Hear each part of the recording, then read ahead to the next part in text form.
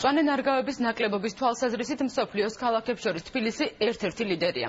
სარეკრეაციო ზონების ადგილს მაღალსართულიანი შენობები იკავებენ. დედაქალაქის მერიაში კი ფაქტს გასულ წლებში კანონმდებლობაში არსებული ხარვეზებიც ხსნიან. რა ეკოლოგიური პერსპექტივა აქვს თბილისს, რას ფიქრობენ ექსპერტები და რა პოზიცია აქვს გარემოს დაცვის სამინისტროს. დეტალები რიტა ყაველაშვილის სიუჟეტში. მწვანე ნარგავების ნაკლებობა, გამონაბოლქვი და მჭიდროდ დასახლებული უბნები. ეს ის კრიტერიუმებია, რომლითაც ბოლო პერიოდში თბილისი ხასიათდება.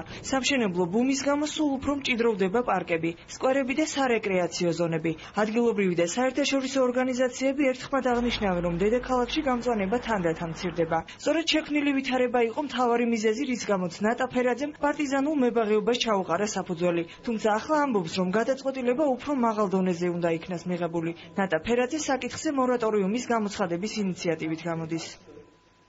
უახლოესი პერსპექტივა უკვე ძალიან რთულია, იმიტომ რომ თითქმის ყველა ნაკვეთი გაყიდულია, იპოდრომის ტერიტორია, კუსტბაზა ციყვებზე ძალიან ბევრი ვიომეთ, წავაკეთის პირველი ომი იყო და არ ვიყავით მრავალრიცხოვანი, იქ შენდება. კუსტბის პირდაპირ გუშინ უკვე ამზომავები იყვნენ მისული, ანუ ტოტალური დამახინჯება მინდის ქალაქის. თბილისში ეკოლოგიური მდგომარეობის შესახებ მრავალი კვლევა აქვს ჩატარებული ანა გაბრიაძეს. ორგანიზაცია სუფთა გარემოს ხელმძღვანელი ამბობს, რომ თუ სარეკრეაციო ზონებში მშენებლობა არსებული ტემპით გაგრძელდა, რამდენიმე წლის შემდეგ ვითარება კატასტროფული იქნება. რომ მიყვე კლევებს, გამოდის, რომ არავინ აღარ იქნება, იმიტომ რომ მთელი მუნიციპალური მიწები არის ფაქტურად საშინელ მდგომარეობაში. მიწები მუნიციპალური არის ფაქტურად განაწილებული, გასხვისებული, დაჭრილი. ანუ ყველაზე მთავარი არის მაგის შესწავლა.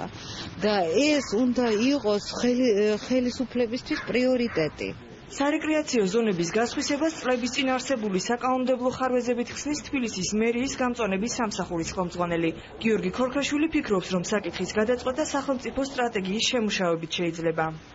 ძალიან ბევრი ტერიტორია, რომელიც ეხლას თუნდაც სარეკრეაციო ზონაში იმყოფება, კერძო საკუთრებაში და მათი გაყიდვა ძალიან ხშირ შემთხვევაში, როგორც ამოვიღოთ ფაქტები, ხდებოდა სრულ კონტროლების პერიოდში. მე არც იმას უარყოფ, თქვათ, ბოლო 10-15 წლის განმავლობაში ხდებოდა რაღაცა გაყიდვა. გარემოს დაცვის სამინისტროში აცხადებენ, რომ თბილისის გამწვანება სამინისტროს კომპეტენციაში არ შედის. თუმცა მინისტრის თქმით უწყება მუშაობს კანონპროექტზე, რომლის ძალაში შესვლის შემდეგ დამატებითი რეგულაციები იქნება შემოღებული.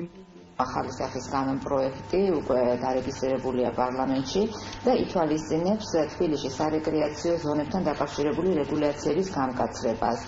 ითვალისწინებს ასევე მოჭრის შემთხვევაში ხეების განფასების გაზრდას, ასევე გარემოზე მიყენებული ზიანის მეთოდოლოგიაში გარკვეულ ცვლილებებს. გარემოს დამცველები ამბობენ, რომ 2002 წლის მონაცემებით ერთ სულ მოსახლეზე მწვანე საფარი 6 კვადრატულ მეტრს შეადგენს. სპეციალისტების რეკომენდაციაა, რომ ეს ციფრი სულ მოსახლეზე 50 კვადრატულ მეტრამდე გაიზარდოს.